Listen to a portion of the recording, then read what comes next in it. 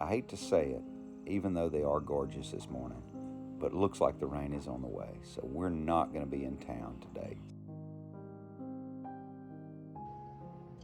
Hey guys, this is Huel Jones. This is week number 2 of DeSoto Parish, Louisiana history.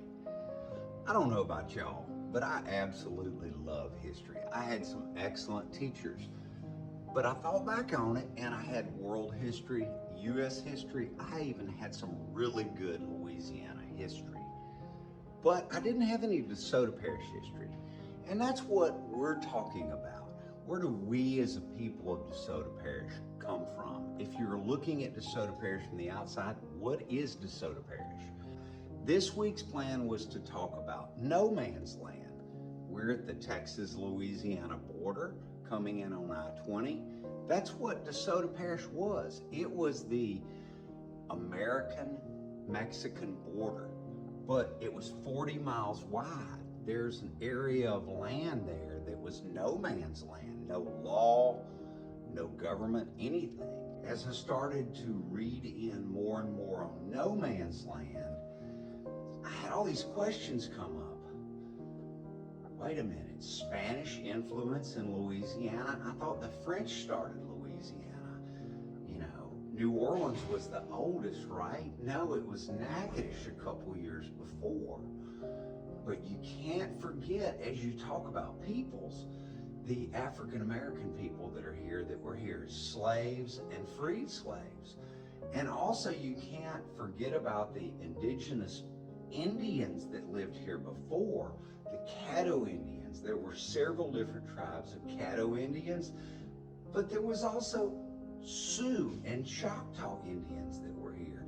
Do a little deeper digging and you find out that there were Scottish immigrants here and Irish immigrants here that dug a lot of the canals around New Orleans.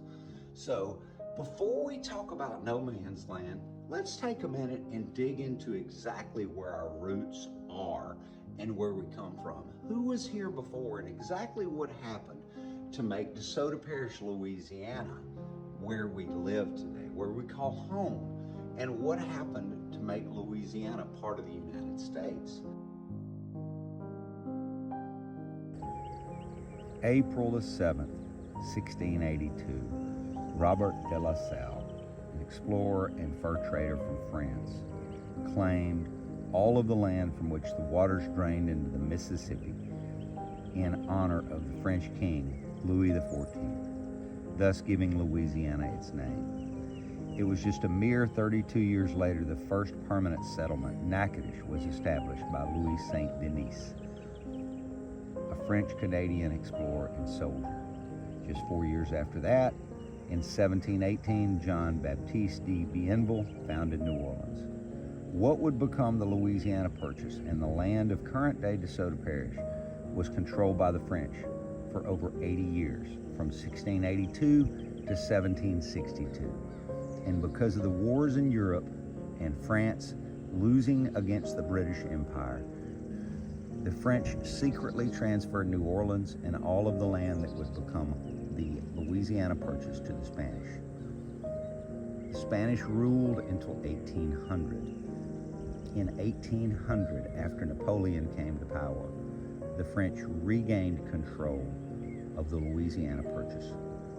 After his election in 1801, Thomas Jefferson made acquiring New Orleans and West Florida his top priority. And because of war and loss on the island that would become Haiti, Napoleon decided after a few short years he would be better off without the Louisiana Purchase, thus giving America the opportunity to purchase, for the deal of a lifetime, 530 million acres, or 828,000 square miles, for a little bit less than 4 cents per acre. In today's dollars, that would be the equivalent of $41,500,000, or a little bit more than 8 cents an acre.